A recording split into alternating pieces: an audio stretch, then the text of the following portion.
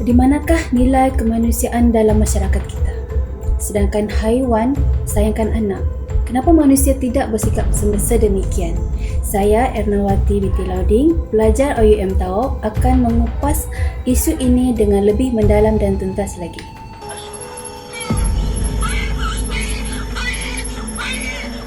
Di Sik Kedah, seorang bayi lelaki ditemukan orang awam di berhampiran rumah anak yatim gemilang Cepir. Seorang bayi lelaki ditemui pasangan suami isteri di hadapan rumah mereka. Menurut di kampung penduduk Jerulung yang menemui Salor, bayi Pasir itu, Mas Muhammad Kelantan. Fuad Wahab, dia terdengar tangisan bayi ketika dalam perjalanan ke kebunnya kira-kira pukul 8 pagi.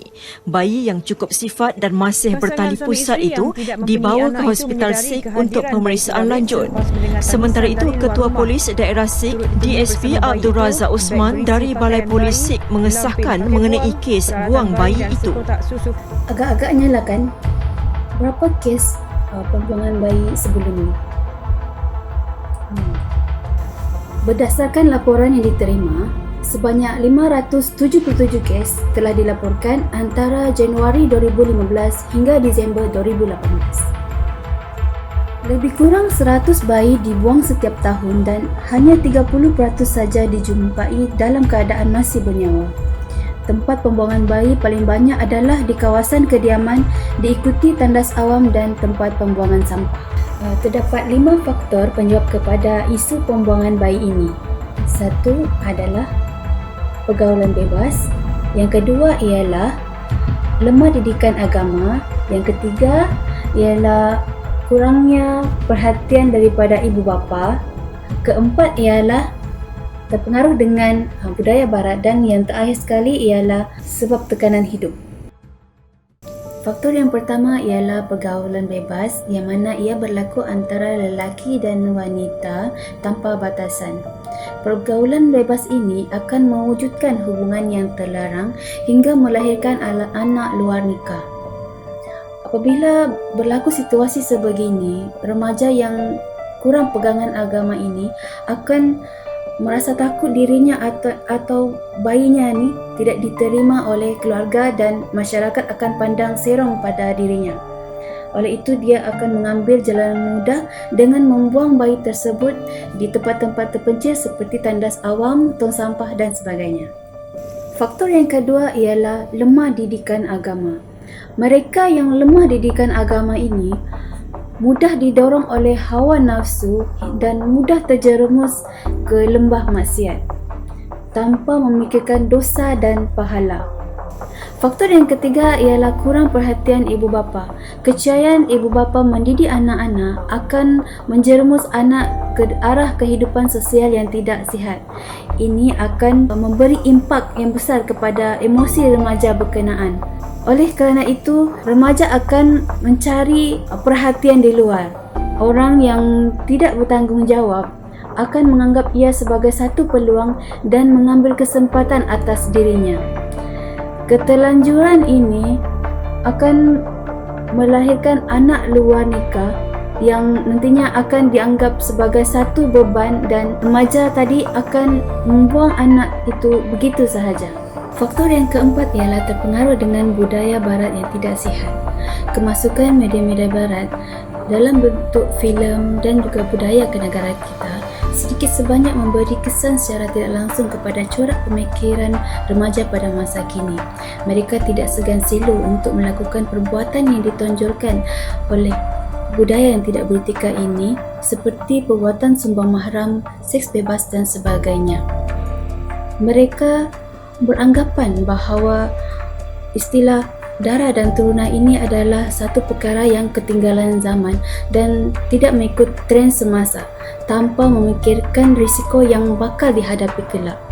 Jelas di sini perbuatan ini akan mengundang kepada kehamilan luar nikah.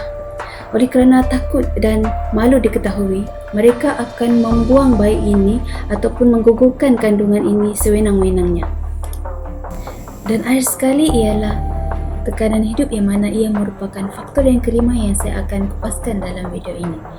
Tekanan hidup boleh memberi kesan negatif kepada hidup seseorang. Ini termasuklah perempuan yang terlanjur dan tidak mempunyai pendapatan yang tetap, ditambah lagi ditinggalkan oleh lelaki yang tidak bertanggungjawab. Dia akan membuat keputusan untuk membuang bayinya kerana dia tidak dapat menampung dirinya sendiri dan juga anak yang bakal lahir. Lebih-lebih lagi dengan keadaan ekonomi yang tidak stabil dan peningkatan kos sara hidup yang meningkat dari tahun ke tahun. Natijahnya, anak yang lahir ini tidak dianggap sebagai satu amanah dari Yang Maha Kuasa hingga mereka sanggup membuang anak yang tidak berdosa ini tanpa sedikit pun rasa bersalah. Setiap masalah pasti ada jalan penyelesaiannya, kan?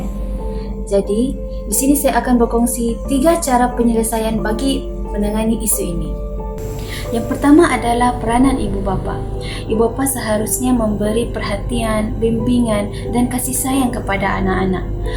Mereka perlu meluangkan masa bersama-sama. Contohnya, melakukan aktiviti riadah di hujung minggu kerana ini akan mengeratkan lagi hubungan kekeluargaan sesama mereka.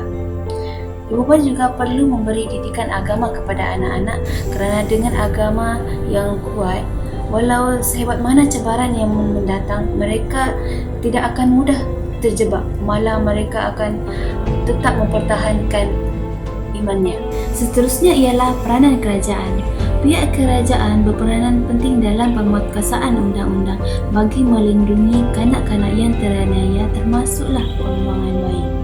Di bawah Seksyen 31(1)(a) dan juga Seksyen 31(5)(b) Akta Kanak-kanak 2001 secara jelas menyatakan bahawa pesalah akan dikenakan hukuman tidak melebihi 10 tahun penjara atau denda tidak melebihi RM20,000 atau kedua-duanya sekali. Selain itu, terdapat juga peruntukan undang-undang di bawah Seksyen 299 dan 300 Kanun Keseksaan kerana membunuh. Akhir sekali ialah peranan masyarakat dan juga NGO. Mereka perlu menyokong kempen kerajaan bagi meningkatkan kesedaran kepada masyarakat berkenaan dengan kesan negatif yang wujud sekiranya isu pembuangan bayi ini tidak ditangani dengan berkesan melalui pelibatan rukun tetangga, kelab-kelab dan sebagainya. Kesimpulannya, semua pihak perlu berganding bahu bagi menangani permasalahan ini. Bak kata pepatah, bersatu kita teguh, bercerai kita roboh. Sekian, terima kasih.